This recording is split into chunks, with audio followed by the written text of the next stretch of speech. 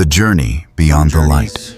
Reshape the soul before they reshape the world. What Jim Caviezel experienced while playing Jesus. I didn't expect this. The full story never told. When a film crosses the boundary of cinema, some films are released, shown in theaters, and quietly fade into memory. But there are also films that refuse to stay on the screen. They step out of the frame, sink deep into the human heart, becoming a spiritual experience, a challenge, and sometimes a direct confrontation with the sacred. The Passion of the Christ is one such film. For most viewers, it is the story of the final 12 hours of Jesus' life. But for those behind the camera, especially Jim Caviezel, the lead actor, it was a second passion, not only on screen, but in his own body and soul. Jim didn't just play Jesus. He lived with him.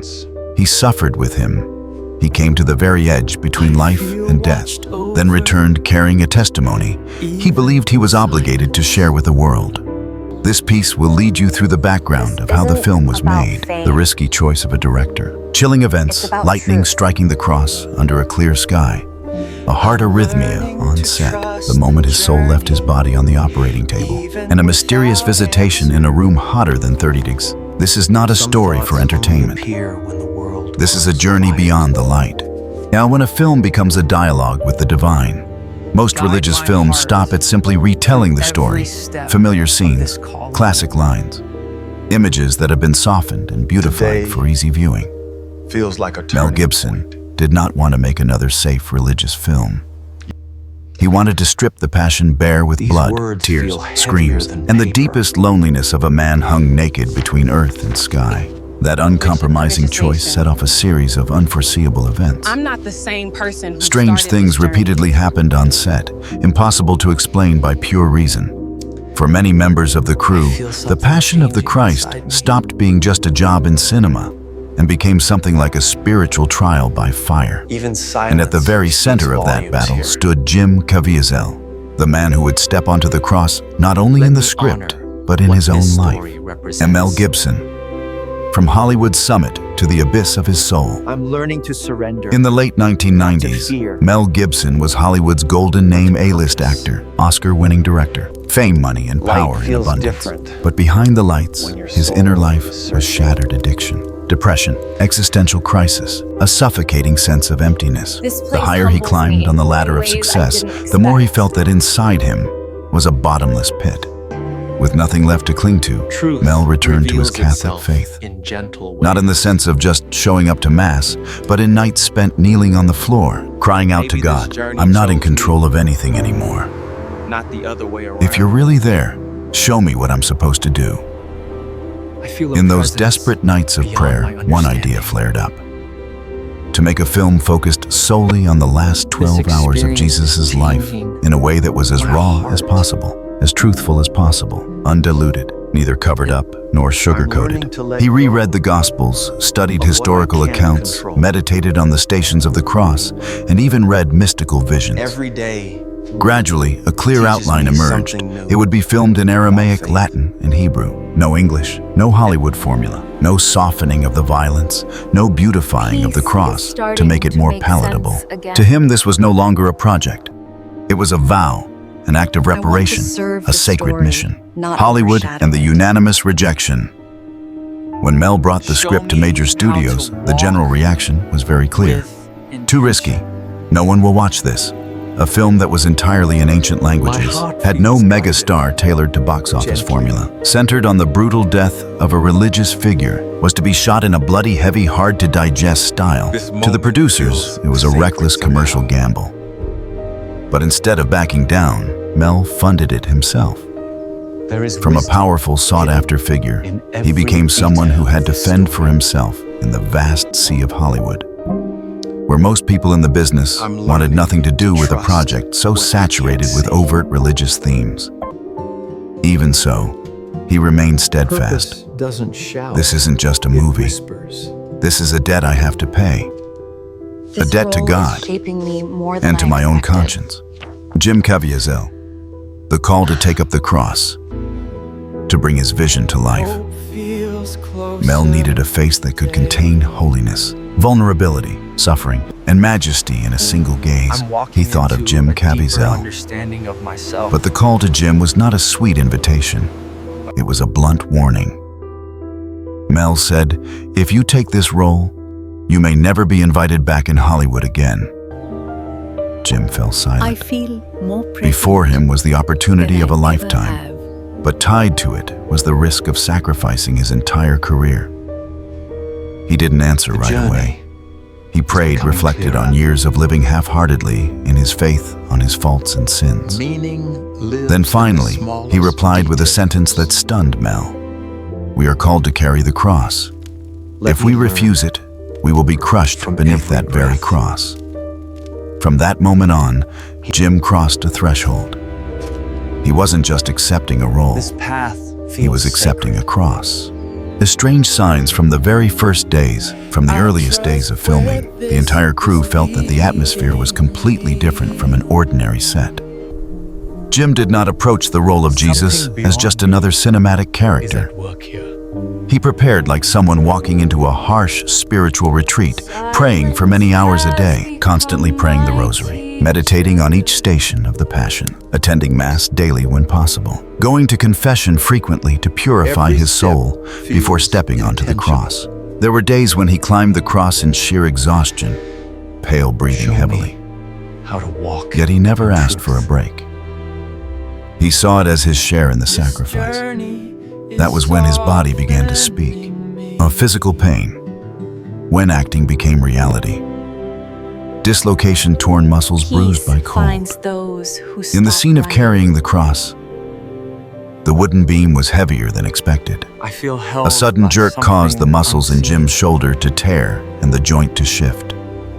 The pain was so intense that after shooting he couldn't even lift his arm on his own. In the scourging scene, although there was padding, one lash from a metal-tipped whip tore through the protection and cut a long gash down his back. The blood that flowed was real. The entire crew was shocked, but that shot became one of the most brutally authentic frames in the film. Twice entering hypothermia. On the Italian set, the cold was cutting. Extras wore thick coats and huddled near heaters between takes. Only Jim as Jesus was bare-chested on the cross, hanging in the wind. He shivered uncontrollably, lips turned purple, his gums lost color. At one point, his body slipped into a near hypothermic state, uncontrollable, shaking face drained of color, and yet the crew had to keep shooting. A heart arrhythmia on the cross. Prolonged stress, freezing temperatures, lack of sleep, and physical exhaustion pushed Jim's heart into a dangerous arrhythmia close to cardiac arrest. The on-set doctor confirmed that his heart was beating at an extremely dangerous rhythm. This was no longer acting. It was life sounding the alarm. The lightning from a clear sky. Coincidence or a sign? One of the most unforgettable episodes was the day they shot the final crucifixion scene. The sky was clear and blue, cloudless, with no strong wind, no thunder, no sign of a storm. The crew was filming Jim hanging on the cross. The light was perfect, everything going according to plan. Suddenly, a bolt of lightning split the sky and struck the area of the cross. Jim felt an enormous jolt surge through his body, his hair standing on end. A crew member nearby was thrown to the ground. The air thickened with the sharp smell of ozone. Jim later recounted that in that moment, he felt an incredibly close presence and heard a sentence clearly in his mind. "The Father is here." Guide my steps. And he answered, gently. "Not close enough." From that moment, the atmosphere on set changed completely. No one saw it as just another movie anymore. Some were frightened. Others were silently awestruck. But everyone felt that something was happening far beyond human control. The soul leaves the body, touching the other side of death. The injuries accumulated during filming didn't vanish after a few months. Years later, Jim had to undergo surgeries related to his heart and overall health. During one operation in 2009, something happened that he rarely spoke of. He said that he died. opens with purpose. According to him, his heart stopped beating for a period of time. Doctors rushed into resuscitation, and in that moment, Jim literally left his body. He described it like this. Walk lightly, It was like a shell cracking, not proudly. and the soul simply sliding out. I was no longer breathing with my lungs. I saw myself lying on the operating table, saw the doctors panicking. But everything was very calm, as if I were watching a scene in a film. No pain, no fear, no panic. There was only a complete peace, a gentle light embracing him, like the arms of a father. Then suddenly, as if a cord was violently pulled, he was dragged back. Pain crashed over him like waves. The quiet dissolved into the sounds of machines' voices and gasping breaths. From that moment, Jim understood. He had seen the other side and was sent back to this side for a reason. A strange visitation in a room hotter than 30 degrees. One of Jim's deepest experiences did not happen on the cross, nor in surgery, but in a small room hotter than 90 degrees over 32 degrees. That day, his body was still drained from long days of shooting in the cold. Despite the extreme heat in the room, he was shivering uncontrollably, teeth chattering, blood seeming to drain from his limbs. His left shoulder throbbed in pain, the very spot where the cross had once crushed down. He curled up wrapped in thick blankets, but the cold from inside refused to leave. Exhausted, he lay on his side, tears rolling down his face from the pain. Heal the soul. In that moment, he saw a figure standing in the room. Not a drug-induced hallucination, not a half-dream, half-awake blur. He insists it was a real presence. He stood there, not dazzling, but full of power and peace. He didn't speak with his mouth, but I heard clearly in my heart, I am here. You do not have to endure this alone. Immediately, the cold vanished. The pain softened. A warm presence flooded his body. From then on, Jim no longer saw his injuries as mere professional accidents. They became the small share he was allowed to carry in the passion of the one he was portraying, a sacrifice.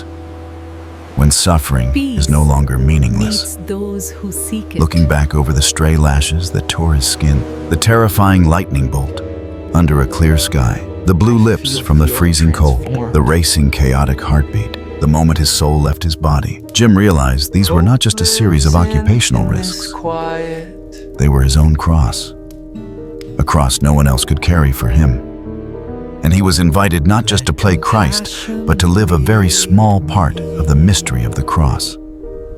This did not make him a saint or a hero. On the contrary, it made him even more aware of his unworthiness, a sinful, weak man who had nonetheless been given the chance to become an instrument for telling the story of God's love and suffering.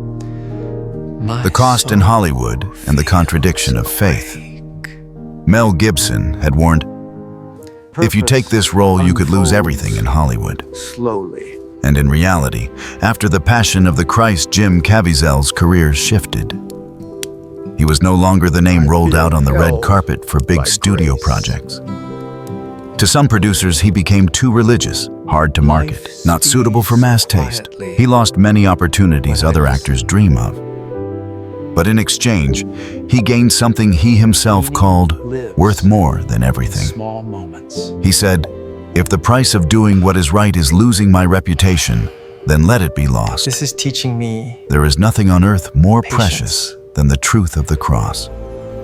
In an industry that often easily compromises for profit, Jim's choice became a strong turn against the current. A man recreated. After everything, Jim Caviezel was no longer the same man he was before Mel Gibson's call. Not only did his career change, his heart, his outlook, and his way of life also changed. He believed in God not only because of doctrine, books, or family tradition, but because he had personally experienced the real pain of every lash, the lightning bolt that struck the cross on a clear day, his heartbeat slipping beyond safe limits, the freezing shivers in a room hot like a furnace, the moment his soul separated from his body, and the instant he was pulled back because his mission was not yet finished. He said, I understand now why I had to come back. I wasn't done. I have to tell this story. To him, the Passion of the Christ was not a career-defining role, but a vocation. He was called not only to act as Jesus, but to bear witness to him with his own body and blood. And the Passion of the Christ, a film written in real blood. When people talk about the Passion of the Christ, they often mention powerful performances, striking cinematography, haunting music, sets and costumes that faithfully recreate the ancient world. But if you look deeper behind the scenes, you will find, in some scenes, the blood on screen is real blood.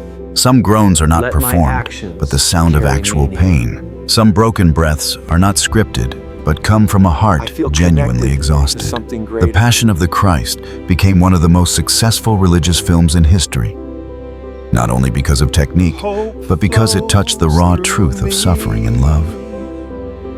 A truth engraved on torn muscles, bruised shoulders, a heart that almost stopped beating, on a man who dared to let his life become a small fragment of the story of the cross. When cinema touches the sacred, what comes next. Jim Caviezel's story is not meant to mythologize an actor, nor is it meant to dramatize tragedy for effect or to impose faith on anyone. It is a reminder that some roles require not only skill, but soul. Some films are not just to be watched, but to make us rethink our own lives. Some suffering in life is not meaningless if we dare to place it within a purpose greater than ourselves. Jim died for this film in a very real sense. Jim returned also because of this film. And from that point on, he has lived differently forever. If my suffering helps even one soul draw closer to Christ, I would do it all over again.